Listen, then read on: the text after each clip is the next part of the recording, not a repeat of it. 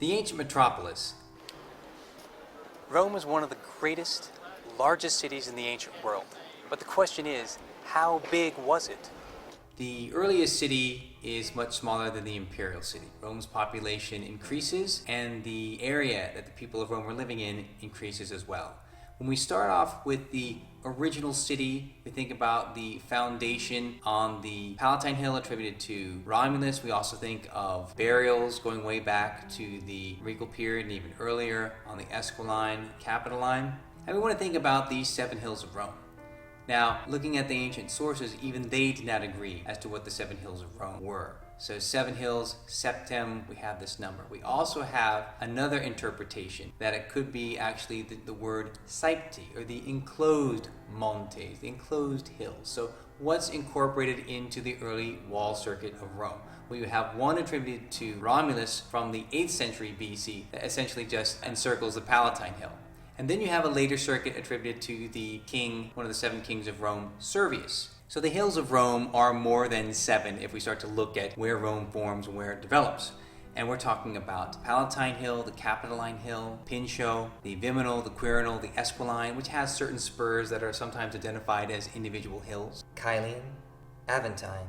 We also have the Janiculum Hill. And then by the Palatine Hill, another mound that is pretty much obliterated is the Velia.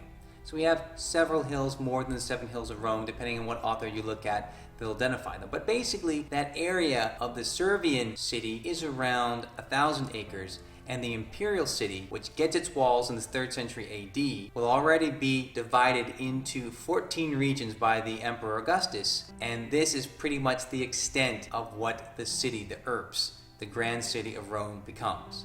In the 3rd century AD, the Aurelianic walls incorporates what Rome had grown into, much larger than the Republican city of about 1,000 acres. Now it was a city of 3,000 acres, and this circuit of walls, largely still standing, is a testament to the building quality and the engineers of ancient Rome.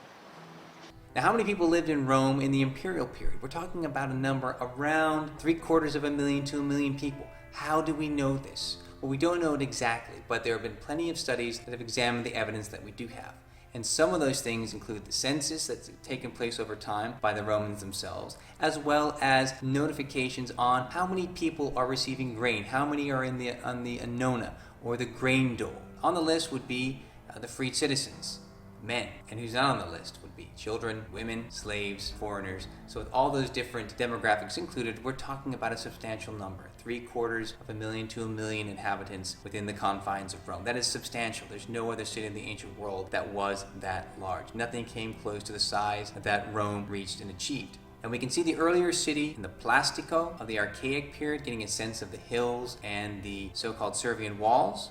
We can move forward into the imperial period, looking at the Grand Plastico of the city of Rome in the age of Constantine, and get a sense of the scale and size and scope of public and private structures, and see that so many of those people are crammed into multiple story dwellings because almost half of the city is devoted to parks and entertainment venues and palaces of the emperors and so forth. There's a very crowded reality for those 1 million inhabitants.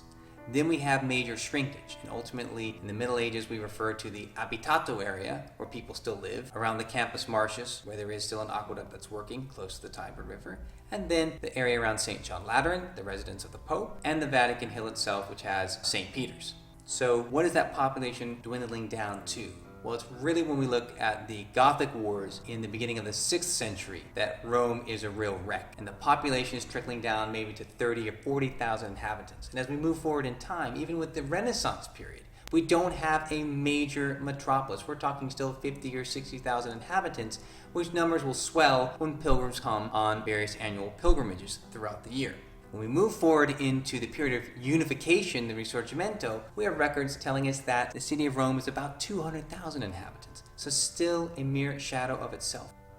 Today, in the modern era, in the 21st century, the population of Rome is around 3 to 4 million inhabitants, but that's not even 1 million people that live within the walls of the ancient city.